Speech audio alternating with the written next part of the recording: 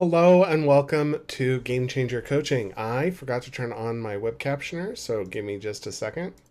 And there we go.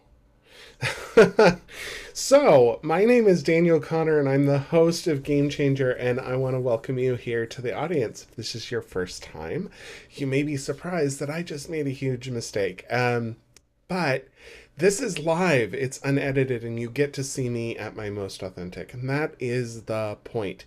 I if I had the opportunity to edit these episodes, I would edit them until I looked like a Hemsworth brother, and that's a lot of editing. So, bear with us as we make mistakes because we're human beings, and I think that that's an important thing to show you. So we are here to talk about energy, but before we do that, let's just talk about this channel for a second. This is Game Changer, and we created this place for us to share topics of mindset, coaching, positivity, and so much more. I am a huge neuroscience junkie, and I like to weave in a little bit of brain science wherever I go.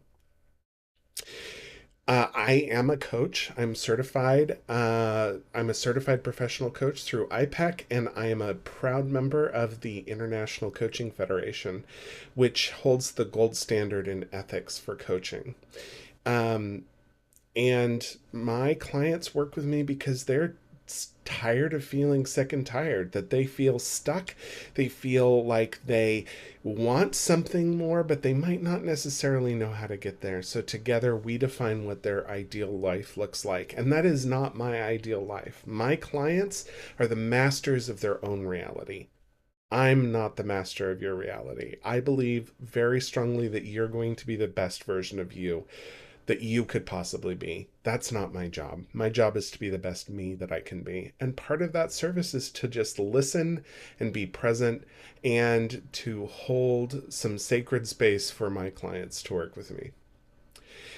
And we are here to continue talking about energy. The last couple of episodes I've actually been devoted to energy because I had a huge, massive project. I had a team of 17 people who wanted to go through, well, some of them, most of them wanted to go through uh, an assessment called the Energy Leadership Index Assessment. And so I dusted off my ELI hat and I started working with them to get the assessment out there. And then this last weekend, we did a massive debrief. It was a 2 hour discussion where we talked about what energy looks like. We looked at how the team's energy impacts each other and how each person individually collaborates to create an environment. So, what do we mean when we talk about energy? Well, you know that feeling you get when you walk into a room? Maybe it's a high school reunion and you have all of these memories from high school. You might have some expectations that are created. The feelings, the perceptions, the way that people are dressed, the way that you see them, and the story that you tell yourself. That's energy. That's what this assessment looks at. And really, at the core of it, it's all about consciousness, which if you've been watching our show, you know that I'm a big fan of talking about consciousness because I think that there are multiple levels of consciousness, starting with unconsciousness, where you just go about your life on autopilot, all the way up to consciousness about being conscious. And that's where I think we are at our optimal in terms of functioning and in terms of being in touch with who we are. Because we're not only conscious, we're also conscious of those unconscious thoughts intruding. And that can make a huge difference. And so I just want to relate that before I was a coach, before I worked on mindset, I was a member of several different teams. And several of those teams had huge functionality issues around attitude, around performance, around issues of privacy and how we treated each other. And that was just a normal operating life. There's never been a team in the world who's ever existed without any kind of flaw. That's just a belief that I have. But sometimes I was the reason that the team wasn't functioning, and other times it was just a mismatch of what one person brought into the room today. Maybe someone was feeling a lot of pain and they came in as a grumpy individual. That whole team then felt that kind of energy drawing people down into the more negative space. And it's important when we're talking about energy that we understand that um, however we look at energy, however we look at attitude, however we look at perception, it's important to remember that even in the lowest and more painful experiences of perception and attitude, those are necessary traits for human survival. You would not be here on this planet if you didn't have some form or some level of victim experience in your life. The very lowest level of energy, feeling like you're overwhelmed and burdened by reality, feeling like the whole world is happening to you rather than with you, that you don't have a say in your own reality. And if it was a game, you were certain to lose. That feeling is a necessary part of humanity that we have to embrace, we have to adopt, and we have to know when it's in our benefit, when it's in our best interest to adopt that energy. And so teams are never going to function at a high level of energy all the time. But most of us, because it is really easy to fall into negativity, because human beings have a negativity bias, most of us choose an energy level that is slightly lower than optimal for whatever the situation is. Um, a good example of that is that you're on a team and you have a huge deadline. It's tomorrow and it's overwhelming and you don't feel like you're going to get anything done. Some people on that team might be feeling, what's the point? But really, that deadline could have been made if that attitude hadn't existed in the first place. So today we're going to talk about how to improve the energy of your team.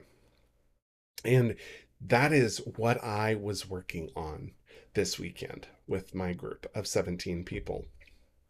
So, um, when we're looking at in the Energy Leadership Index assessment, it's important to know that it isn't just for individuals. It isn't also just for leaders. It's for human beings. It's for anyone who has a set of beliefs, of viewpoints, of opinions. And if that doesn't sound like you, this probably isn't the right episode for you. But it probably does sound like you. It probably does feel like, hey, you know what? I am an individual and I do have feelings, and sometimes those feelings get in the way of things. Well, the index leadership assessment isn't like any other form of assessment. It's not like Myers Briggs or Enneagram or Strengths Finder or any of those kind of things, because those are predictive.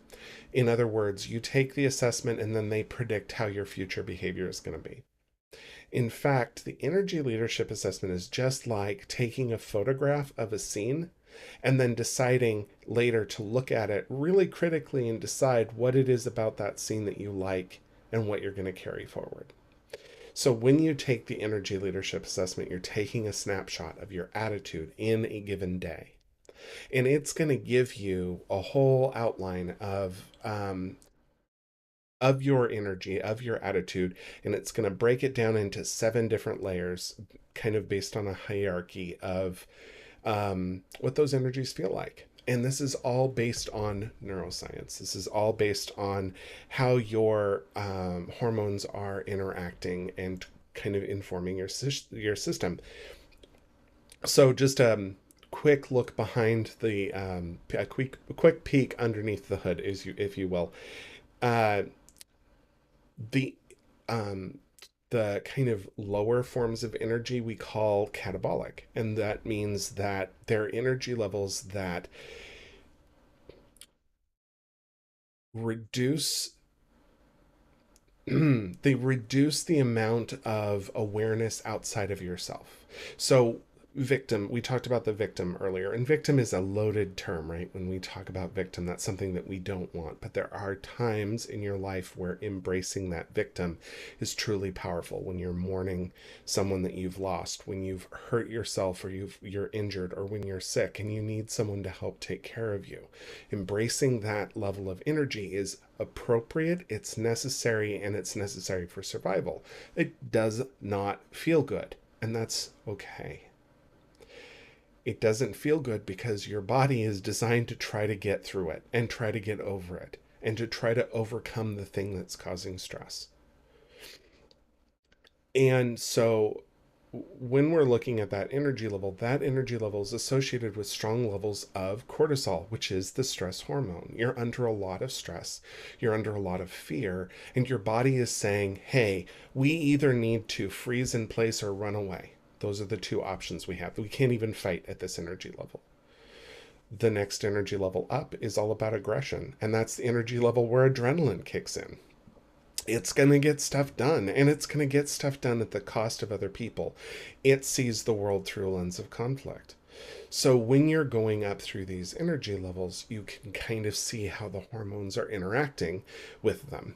When we get up to the higher levels, which we call anabolic energy, because they are the optimizers, it's energy that creates itself. These are associated with the hormones testosterone, oxytocin, and dopamine, which are optimizers. Testosterone optimizes the physical body and lowers your cortisol and makes you feel capable and competent. Oxytocin is a relationship hormone. It's all about creating positive stories around about the people that are surrounding you in your life. It activates the prefrontal cortex and helps you ascribe positive meaning to things. And dopamine is the learning hormone. If you didn't have dopamine in your body, you wouldn't be able to feel euphoria or be successful in the future of repeating something that you did in the past.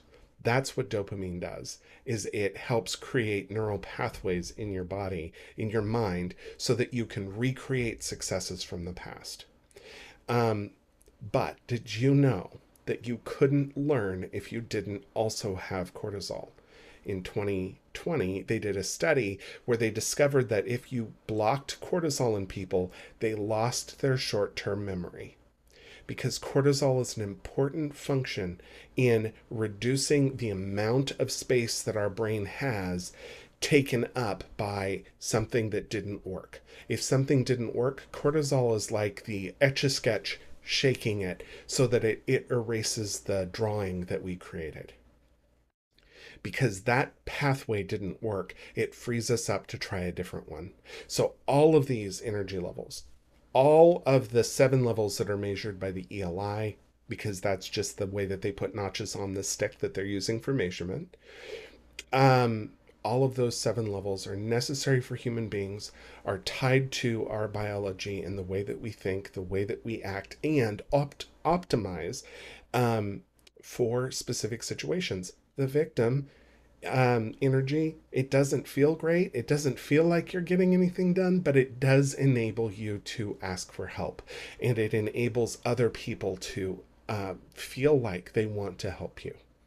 So, where these hormones don't function is when they've been around for too long, when they don't match the situation, and unfortunately, our unconscious mind, our subconscious mind, is creating these patterns and these beliefs and these feelings that result in these energy levels.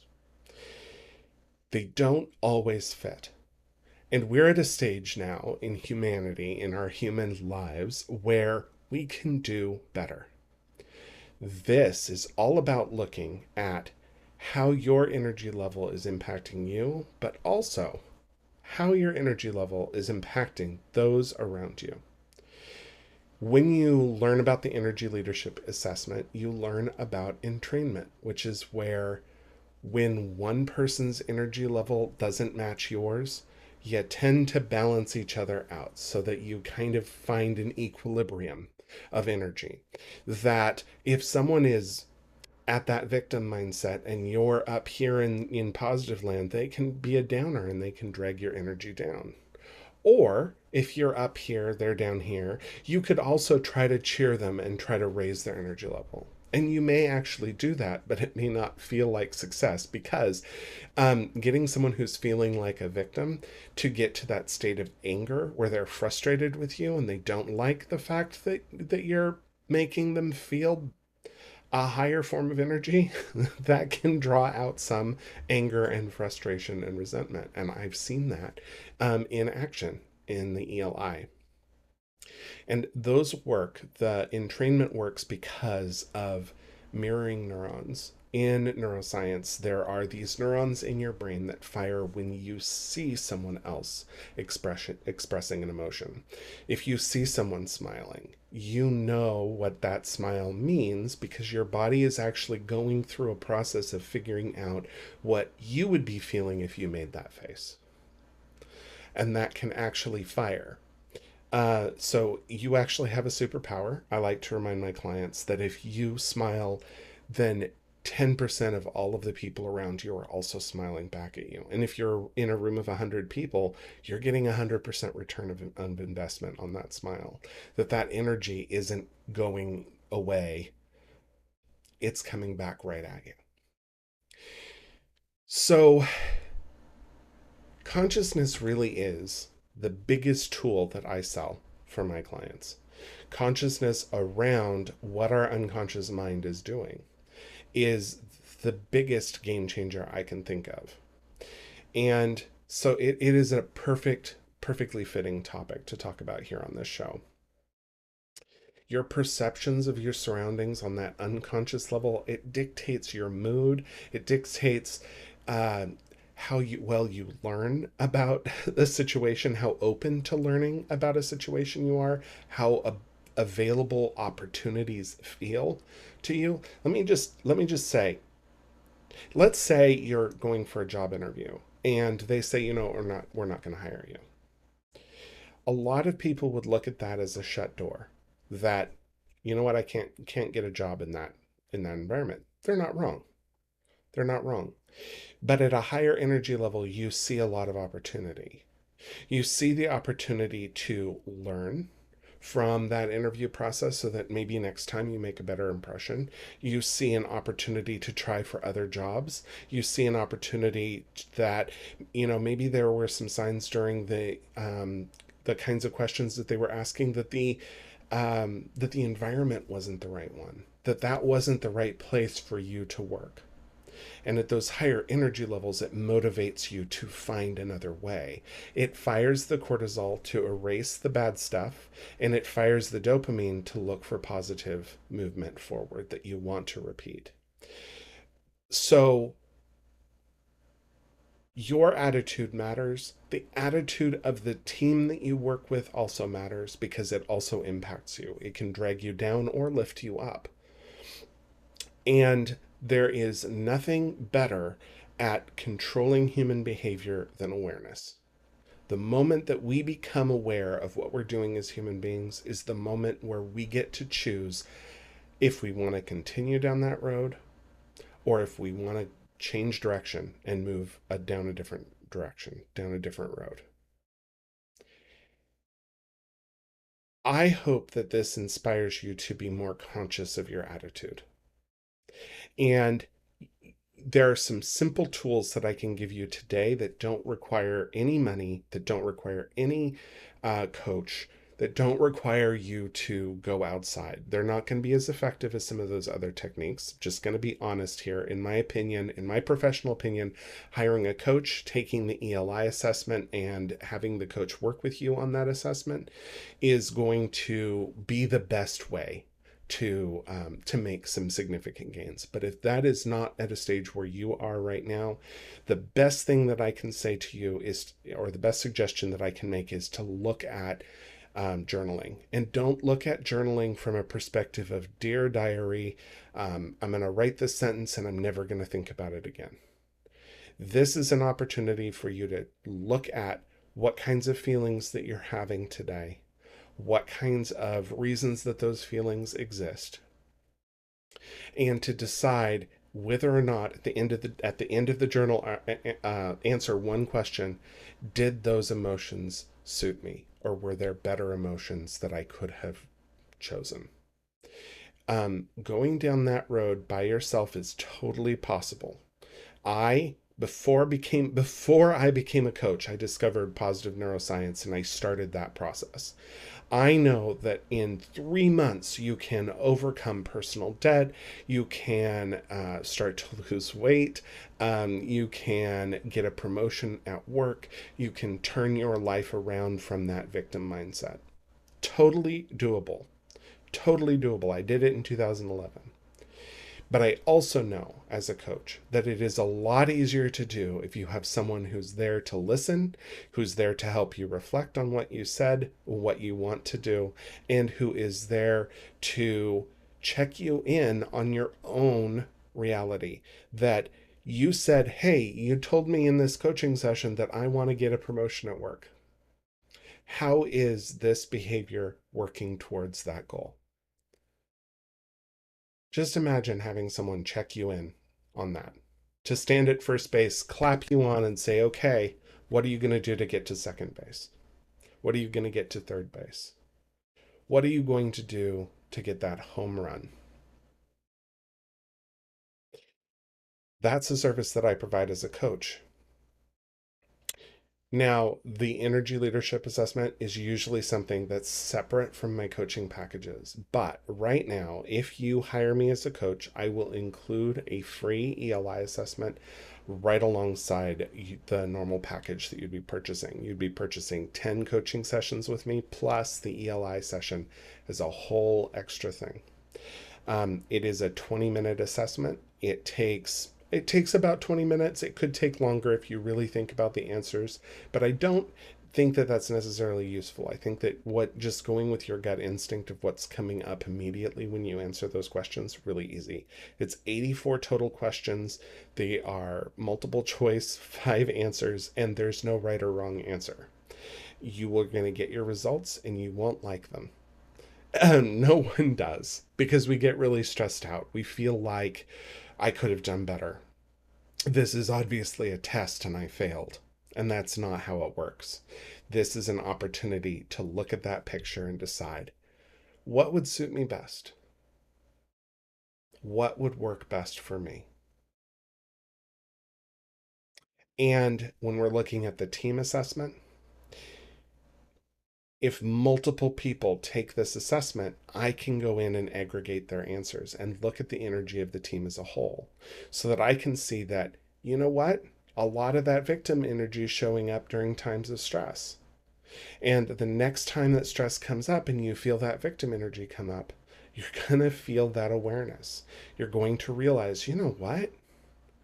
No, I don't want to feel that victim energy right now. I really would rather feel energy level 3. I want to just ignore the stress that's going on. I want to bottle it up, put it on a shelf, and deal with it later when it's an appropriate time because we have that deadline tomorrow and I'm going to get as far along the road as possible.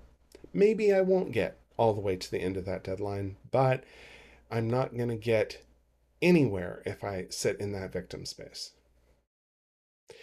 I hope that by looking at how energy impacts you and how it impacts your team, that this gives you some consciousness going forward. Because even if you don't have the energy leadership assessment, even if you haven't taken that assessment or hired a coach like me,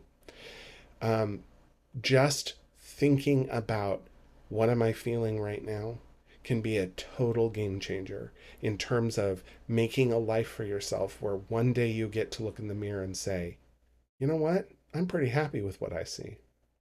And that's the goal. That every day that we get to look in the mirror and see a better version of ourselves reflected than the day before. My name's Daniel, and this is Game Changer. We go live every Wednesday at 3:30 p.m. Pacific Standard Time. We talk about mindset, we talk about positivity, we talk about coaching, but more importantly, we also bring on guests. Not more importantly, but also in addition, on the same level of importance. We bring on guests so that you're not just hearing me talk about this kind of stuff, that you're also hearing important other leaders and thought and thinkers around this subject. And next week, we're going to be joined by a guest who's had a truly tremendous journey recently through kind of a medical crisis, if you will. And I hope that you tune in for that at 3:30 next week. I will see you then. And thank you so much for being here and being part of this. What would really do me a huge favor is if you went to your computer, logged into YouTube using your Google account, and liked this video, and then also commented on it about what inspired you the most. And while you're there, hit the subscribe button. It's free and it helps you get those notifications, as well as to tell Google that this is the kind of content that you want to see. And who knows, maybe next time you'll see even more amazing content. I will see you next week, and take care. Bye.